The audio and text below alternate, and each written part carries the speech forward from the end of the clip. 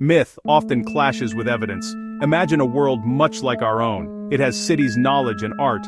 Now imagine it vanished beneath miles of ice. This is the heart of a great mystery. The last ice age, known as the Younger Dryas, was a time of immense cold. It covered vast parts of our planet in thick ice sheets. For a long time, we believed our ancestors were simple hunter-gatherers then. They lived in small, scattered groups. But a powerful question has emerged. Could a sophisticated human civilization have existed before this great cold?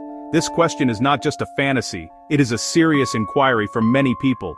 We live in an age of rapid discovery. New archaeological sites are found every year. Many ancient cultures share similar stories. They speak of a golden age that ended in disaster. These myths often describe a great flood. The story of Noah's Ark is just one famous example. Many other traditions have flood narratives. Mesopotamia, the Americas. These stories tell of a world washed clean. A few survivors had to rebuild civilization from scratch. Could these myths be a form of cultural memory?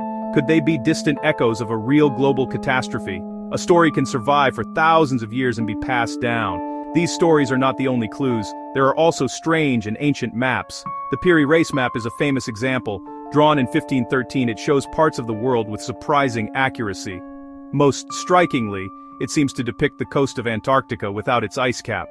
Other maps, like the Orontius Phineus map, 1531, show something similar. These maps were made long before Antarctica was explored. How could their makers know what the land looked like under the ice? The world is dotted with mysterious ancient ruins.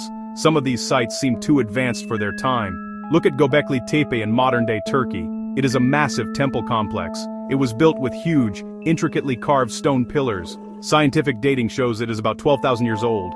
This is thousands of years before we thought humans built such large structures. It was constructed before the invention of pottery. It was constructed before the invention of agriculture. Who built Göbekli Tepe? How did they organize the labor? How did they develop the skill to create it? Other sites raise similar questions. In Peru, the stone walls of Sacsayhuaman are made of enormous boulders. Some stones weigh over 100 tons. They are fitted together so perfectly that you cannot slip a piece of paper between them. Mainstream archaeology says the Inca built these walls with simple tools, but many people wonder if that is the full story. How did they move and shape these massive stones with such precision? Could they have inherited the site, or the knowledge, from an even older culture? Section 4. The scientific verdict, dating, tools, and mainstream views. Science offers a different perspective. It provides tools for testing these grand ideas. The most important tool is radiometric dating. Methods like carbon-14 dating allow us to determine the age of organic materials. We can date bones, wood, and charcoal found at archaeological sites. So far, these methods have built a consistent timeline of human history. This timeline shows a gradual development of technology. It does not show a sudden collapse from a highly advanced state. The evidence points to skilled hunter-gatherers, not industrial societies, before the Ice Age. Another major point is the lack of specific evidence. If a global, high-tech civilization existed, it should have left clear traces. Think about our own society. We produce immense amounts of durable waste. We have mines, quarries, roads, and countless plastic and metal objects. An advanced pre-Ice Age culture should have left similar artifacts.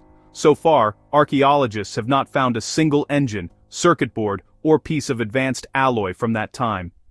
The tools we find are made of stone, bone, and wood. Section 5. A balanced perspective, curiosity, and caution. So, where does this leave us? On one hand, we have powerful myths, tantalizing clues, ancient stories of floods, lost lands that resonate across cultures, old maps showing coastlines that seem impossible for their time. Megalithic structures like Göbekli Tepe challenging our ideas. These are not things we should simply dismiss. Legitimate puzzles that spark our curiosity. They remind us the past is not a closed book. There is still so much we do not know. On the other hand, a vast body of scientific evidence.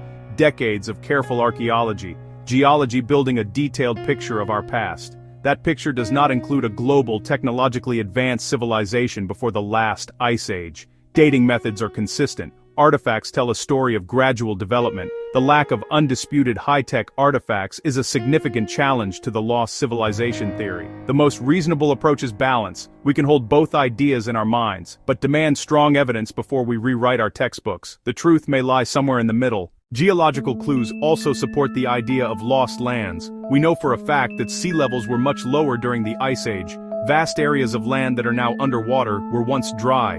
The coastlines of India, Japan, and the Americas were very different. Entire coastal plains, perfect for settlement, now lie beneath the waves. It is entirely possible that cities and settlements from that time are now submerged. They are hidden from our view, waiting to be discovered. This makes the search for a lost civilization both difficult and, incredibly exciting. It requires us to listen to both the stories and the science, so we must look at the evidence. We must weigh it against the myths. The Ice Age was a time of cataclysmic change. Gigantic ice sheets advanced and retreated. Sea levels rose and fell dramatically. Could such a chaotic period have erased an entire civilization? Could it have left only faint traces for us to find thousands of years later? This is the central question. It is a question that deserves careful thought. They remain persistent whispers from a distant past, inviting us to listen more closely. Ultimately, the question calls us to keep exploring.